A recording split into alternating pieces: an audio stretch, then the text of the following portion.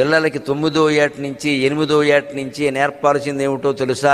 ఇవాళ తల్లిదండ్రులకు కూడా ప్రత్యేకంగా చెప్పాలమ్మా. ఎప్పుడైనా టీచర్ గురించి ఇంటికి వచ్చి ఒక కంప్లైంట్ ఇస్తే గోప పేలిపోవాలి వెంటనే, టీచర్ గురించి చెప్పొద్దని. మీకు నచ్చచ్చు, నచ్చకపోవచ్చు. విద్యా వ్యవస్థ బాగుండాలన్నా, పిల్లలు బాగా పెరగాలన్నా ఇది ఒక్కటే మార్గం. టీచర్ మీద కంప్లైంట్ చెప్పనివద్దు, అసలు చెప్పొద్దు. నోరు మూసుకొని చదువుకో అంతే.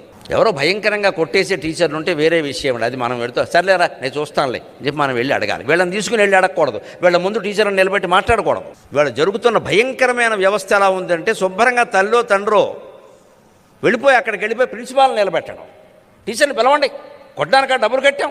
ఇలా మా నాన్న మా అమ్మ మాట్లాడకపోవడం వల్ల ఇవాళ ఇన్ని వేల మంది ముందు నేను మాట్లాడగలుగుతున్నాను. నమస్కారం మీకు అందరికీ, నమస్కారం.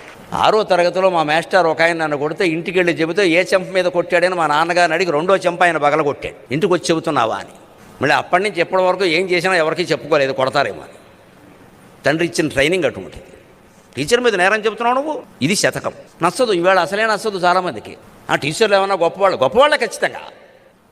మనం వీడికి నేర్పాలంటే పిల్లాడికి ఖచ్చితంగా, మన పిల్లడదే తప్పది. ఆచార్యునికి ఎదిరింపకు, టీచర్కి ఎదురు చెప్ప